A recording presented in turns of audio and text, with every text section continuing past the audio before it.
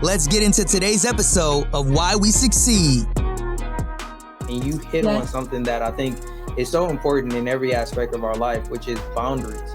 And from your own personal experience, what were some of the boundaries that you realized you needed to start putting in place so that you could avoid burnout in future situations?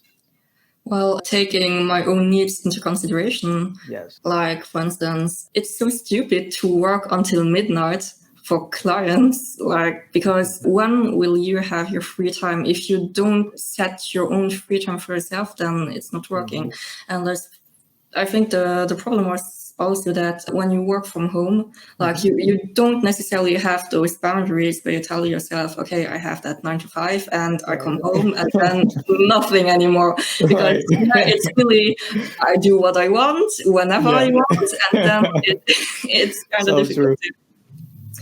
Yeah, so I think the first boundary was really learning to respect myself and listen to my intuition. I know there are some projects or things that I shouldn't have done because my gut feeling told me there's something wrong, but I still did it because I thought, okay, I need the money.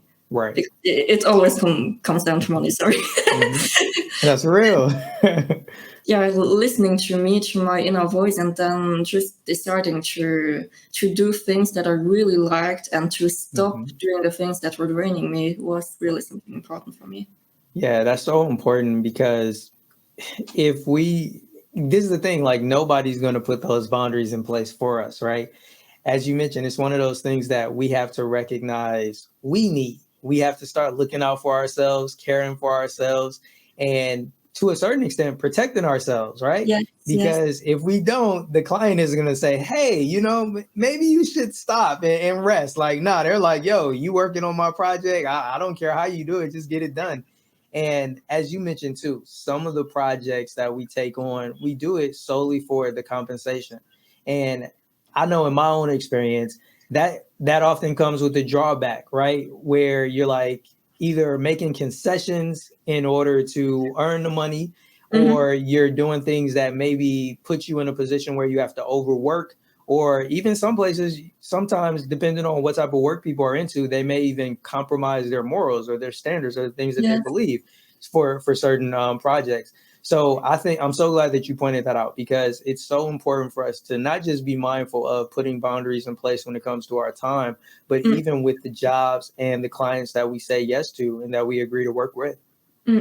Yeah, and I've also come to realize that before I was always so scared to set boundaries because I told myself, okay, if I raise my prices, if I set limits or refuse a client and tell them, okay, I'm booked out, then you'll need to wait 1 or 2 months, then I told myself I will never be able to make it. And once I put those boundaries in place, I realized that actually things were so much easier, and I got much, much better clients who were willing to respect me, my time.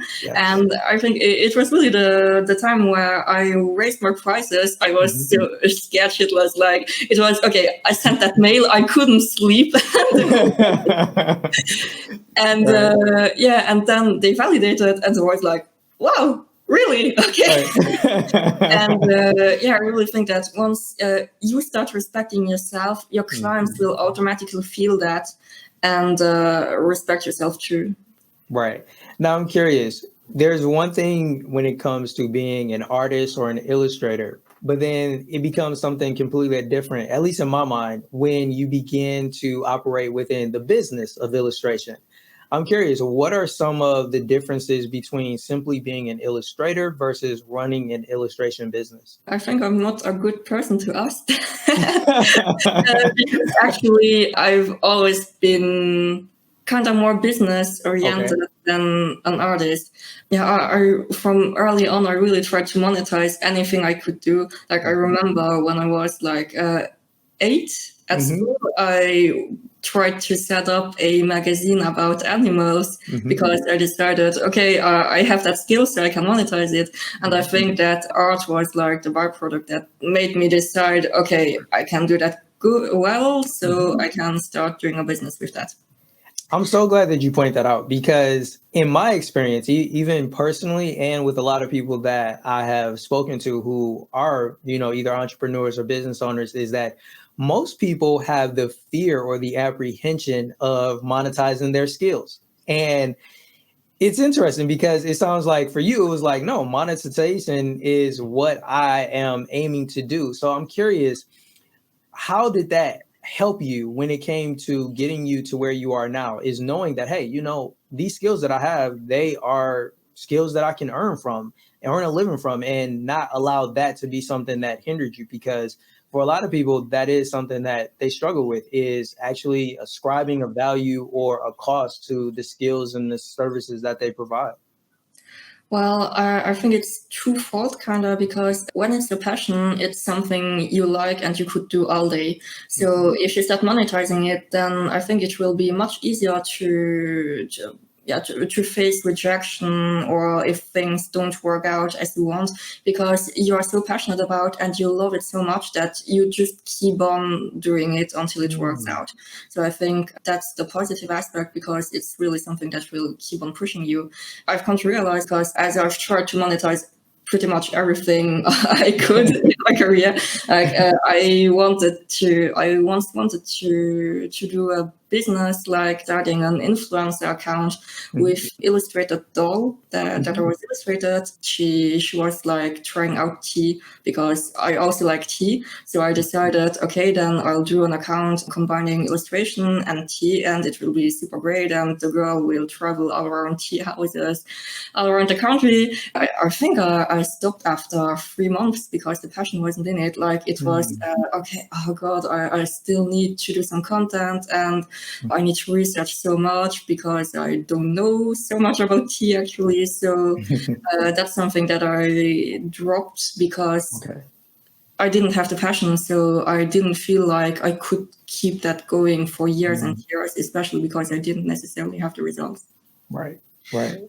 That's important. And I'm glad, because to me, that's something that needs to be shared, right? Because I don't think a lot of people understand that it's in your best benefit to monetize your skills. And as you mentioned, I'll be honest, I've never looked at it from that perspective before, of like, yo, it's a benefit. And if you have a passion for something, when you monetize it, it'll actually drive you and also help safeguard rejection.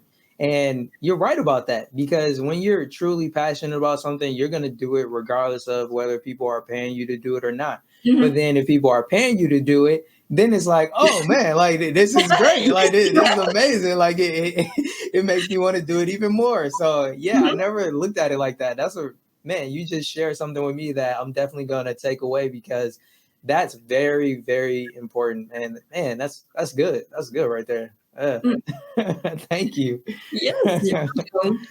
And now I'm curious. I know you also teach. How does that kind of fit into everything else that you're doing with the drawing, with your business? Like, what passion do you get from teaching, or what led you to start teaching other people? Well, I always loved sharing what I learned myself. And that's actually how I got into teaching, because I had a signing session for my first book, and there were like 9 to 10-year-old young girls who came to visit, and they were like, oh wow, we also want to learn how to do a manga. And I was like, I can teach you. Yes. And that's how things started. And afterwards I continued, and because there weren't any manga workshops around here in Luxembourg, so it was the advantage that whenever people wanted a manga workshop, then they came to me. Wow. Yeah, and the thing is, actually, before COVID, like teaching was accounting for more or less 50% of my whole revenue. Wow. So that's why I'll always say that I'm more of an entrepreneur than an artist, because I don't draw enough compared to other artists. And I always focus more on the like develop the business, teaching and stuff, because I realized that I'm much more passionate about teaching stuff and planning projects and doing business plans than actual art. Hello, I'm Sabrina Kaufmann and I'm a manga illustrator from Luxembourg. So if you like manga, pretty girls and fashion, then you can find me on my website on sabrinakaufmann.com. Or if you're an aspiring artist, then you can also find me on my artbizacademia.com, where I share lots of artist tips and YouTube videos about how to go from art to business.